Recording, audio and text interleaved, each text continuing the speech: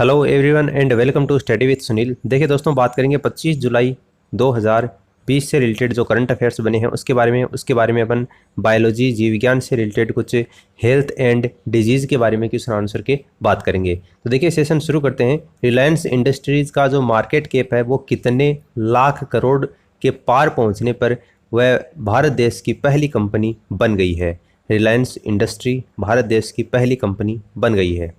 उसका जो market cap है, मार्केट वैल्यू, वो कितने लाख करोड़ रुपए के पार पहुंच चुकी है। तो देखिए इसका आंसर होगा 14 लाख करोड़ रुपए। ये फर्स्ट कंपनी भारत की बन चुकी है और जो सेकंड कंपनी है भारत की दूसरे नंबर पर वो कौन सी है? टीसीएस है। ठीक है, इसका जो मार्केट कैप है टीसीएस का वो है 8 लाख करोड़ रुपए और मुकेश अंबानी का जो रिलायंस इंडस्ट्रीज़ है इसका मार्केट है 14 लाख करोड़ रुपए। रिलायंस इंडस्ट्रीज़ अभी हाल ही में दुनिया की कौन सी सबसे मूल्यवान कंपनी बन गई है? अच्छा, इंडिया की तो ये सबसे फर्स्ट नंबर पर है, लेकिन दुनिया के मामले में अगर देखा जाए तो कौन सी ये सबसे नंबर की मूल्यवान कंपनी बन चुकी है? रिलायंस इंडस्ट्रीज़। देखिए रिलायंस जो इंडस्ट्रीज़ है वो तेल में काम करती है।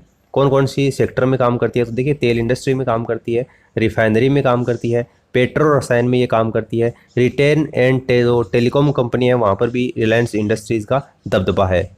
तो इन सभी सेक्टर में काम करने के बाद में रिलायंस इंडस्ट्रीज जो है वो दुनिया की 48वीं सबसे मूल्यवान कंपनी बन चुकी है।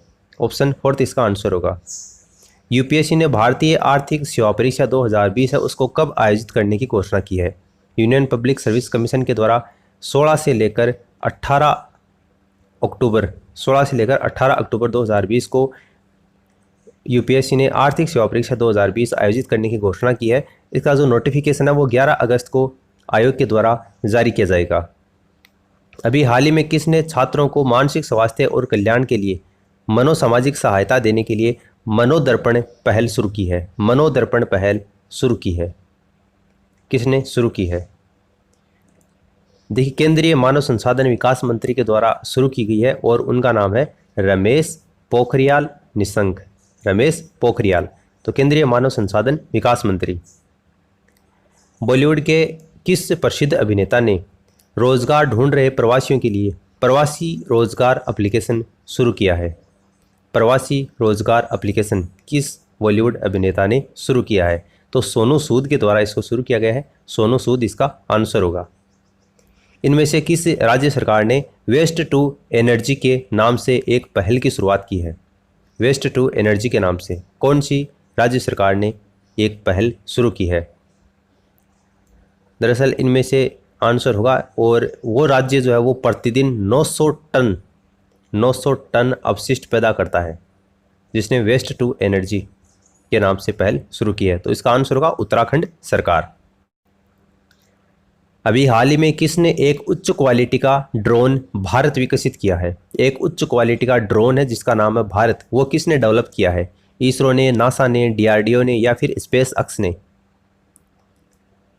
उच्च क्वालिटी का ड्रोन भारत किसके द्वारा विकसित किया गया? तो इसका आंसर होगा डीआरडीओ। देखिए डीआरडीओ इसकी फुल फॉर्म क्या होती है? रक्षा अनुसंधान और विकास संगठन। प्रधानमंत्री नरेंद्र मोदी वीडियो कॉन्फ्रेंसिंग के माध्यम से कौन से शहर में हुए कार्यक्रम के दौरान मणिपुर जलापूर्ति परियोजना की आधारशिला रखी है? प्राइम मिनिस्टर नरेंद्र मोदी ने वीडियो कॉन्फ्रेंसिंग के माध्यम से कौन से शहर में जो कार्यक्रम हुआ था उसके दौरान मणिपुर जलापूर्ति परियोजना की आधारशिला रखी है? तो इसका आंसर कौन सा होगा? इम्फाल होगा। मणिपुर के सीएम चीफ मिनिस्टर कौन है? एन बीरेन सिंह है और मणिपुर की गवर्नर कौन है? नजमा हेपतुल्ला है। तो ये ध्यान में रखना, इम्फाल इसका आंसर होगा। साहिल सेठ को कितने वर्ष की अवधि के लिए BRICS chamber of commerce and industries के मानद सलाहकार के रूप में नियुक्त किया गया? किसको? साहिल सेठ को कितने वर्ष की अवधि के लिए? तो देखिए इसका आंसर होगा वर्ष 2020 से लेकर वर्ष 2023 की अवधि के लिए साहिल सेठ को इस पद के ऊपर नियुक्त किया गया। Indian sprinter Shravani Nanda corona virus के दौरान बीच ट्रैक के ऊपर वापसी करने वाली भारत की कौन से नंबर की एथलेटिक बन गई हैं? पहले, दूसरे, तीसरे या फिर चौथे नंबर की? तो देखिए पहली एथलेटिक्स बन गई हैं। ऑप्शन फर्स्ट क्या होगा? इसका आंसर होगा निम्न में से किस देश ने चीन को ह्यूस्टन में अपना वाणिज्य दूतावास बंद करने का आदेश दिया है? जापान, भारत, यूएई या फिर अमेरिका? तो यह आदेश किसने दिया है? यूनाइटेड स्टेट ऑफ अमेरिका के द्वारा दिया गया है। ऑप्शन डी इसका आंसर होगा। अब देखिए अपन बात करते हैं साइंस के कुछ मोस्ट इंपॉर्टेंट क्वेश्चन आंसर के बारे में।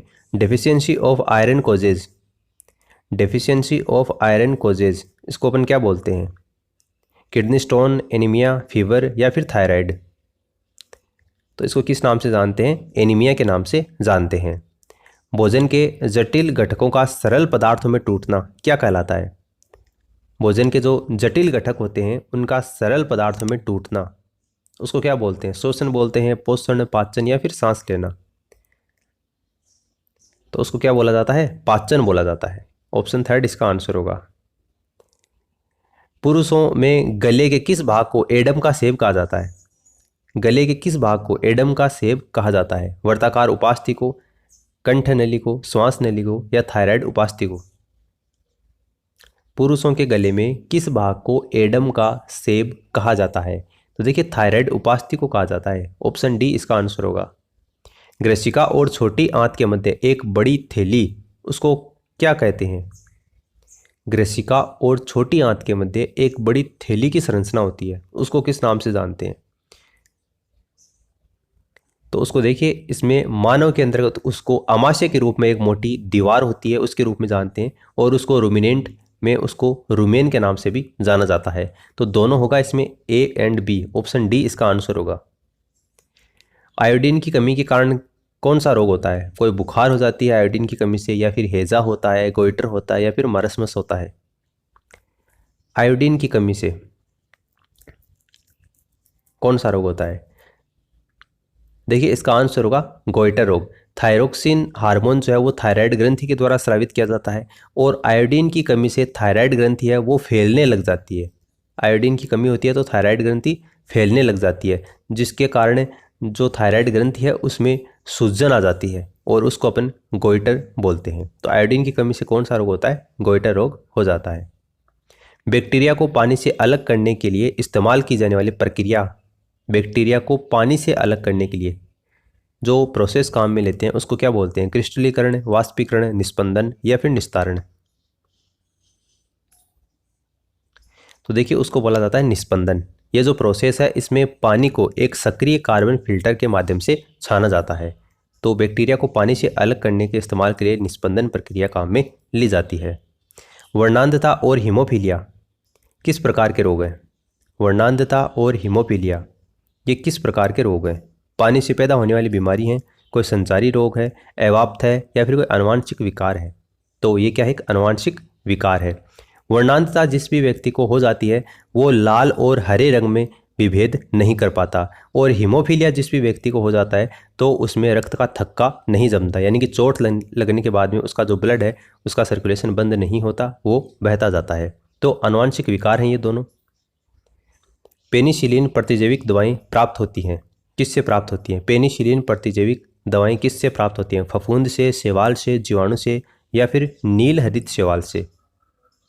तो पेनिसिलिन प्रतिजैविक दवाएं किससे प्राप्त होती हैं? फफूंद से प्राप्त होती हैं। निम्नलिखित में से किसकी कमी के कारण रतौंधी हो सकती है? रतौंधी एक रोग होता है, वो कौन से विटामिन की कमी से होता है ये आपको बताना है। Vitamin A, B, C, D. देखिए विटामिन ए की कमी से रतौंधी होता है, विटामिन बी की कमी से बेरी रोग होता है, विटामिन सी की कमी से स्कर्वी रोग होता है, और विटामिन डी की कमी से कौन सा रोग होता है? रिकेटस नाम का रोग हो जाता है। तो इसमें विटामिन ए क्या होगा? इसका आंसर होगा। एक कथन आपको दे रखा है कि एक व्यक्ति लाल और हरे रंग के बीच में वर्णांधता में अंतर नहीं कर सकता, ठीक है, तो उसको वर्णांधता बोलते हैं अपन। इस कारण इसका पीछे कारण ये दे रखा है कि रेटिना शंकु कोशिकाओं का ठीक से विकास न होना, जिसके कारण वो लाल और हरे रंग में विभेद नहीं कर सकता। तो देखिए इसके अंतर्गत आपको ए और आर दोनों सत्य दे रखे हैं, और जो कारण है वो इस कथन की भी बिल्कुल सही तरीके से व्याख्या करता है, इसलिए ऑप्शन फर्स्ट क्या हो जाएगा? इसका आंसर हो जाएगा। पौधे डैश की प्रक्रिया के द्वारा अपना भोजन तैयार करते हैं? पौधे किस प्रक्रिया के द्वारा अपना भोजन तैयार करते हैं? प्रकाश संश्लेषण, पाचन तंत्र, पोषण या फिर श्वसन? तो देखिए पौधे जो होते हैं वो प्रकाश संश्लेषण की प्रक्रिया के द्वारा अपना भोजन तैयार करते हैं, बनाते हैं। ऑप्शन फर्स्ट इसका आंसर होगा। भोजन एक निरंतर मार्ग से गुजरता है जो कि किस से शुरू होता है और किसके ऊपर समाप्त होता है, ये आपको बताना है। भोजन एक निरंतर मार्ग से गुजरता है जो कि मुख गुहिका से शुरू होता है, अमाशय तक जाता है, अमाशय से गुदा, छोटी आंत से बड़ी आंत, या फिर मुख गुहिका से गुदा। तो देखिए भोजन जो होता है वो मुख गुहिका से लेकर गुदा पर ये समाप्त होता है। ऑप्शन डी इसका आंसर होगा। लार का कार्य क्या है? लार का कार्य क्या है? लाला रस या लार, उसका कार्य क्या है? देखिए मंड जो होता है उसको शर्करा में परिवर्तित करना, ये लार का कार्य होता है, यानी कि स्टार्च होता है उसको शर्करा में परिवर्तित करना। ऑप्शन फर्स्ट इसका आंसर होगा। मानव पाचन तंत्र में ग्रास नली को किस नाम से जाना जाता है? मानव पाचन तंत्र में ग्रास नली को किस नाम से जानते हैं? मुख गुहिका के नाम से, ग्रसिका के नाम से, या इसको पित्ताशय के नाम से, या मलाशय के नाम से? तो देखिए इसको ग्रसिका के नाम से जाना जाता है। भोजन को मुख से आमाशय तक लेकर जाने का कार्य कौन करती है? ग्रसिका करती है। और मानव पाचन तंत्र में ग्रास नली को इसी ग्रसिका के नाम से जाना जाता है। जंतुओं में पाचन प्रणाली और संबंध ग्रंथियां एक साथ किसका निर्माण करती हैं? जंतुओं में पाचन प्रणाली और संबंध ग्रंथियां एक साथ किसका निर्माण करती हैं? पाचन तंत्र का, या रुमेन का, या इन दोनों का? तो देखिए जंतुओं में पाचन प्रणाली और जो संबंध ग्रंथियां होती हैं वो केवल फर्स्ट पाचन तंत्र का ही निर्माण करती हैं, इसलिए केवल फर्स्ट क्या होगा? इसका आंसर होगा। तो उम्मीद है आपको इस वीडियो से कुछ ना कुछ नया ही जानने को मिला होगा।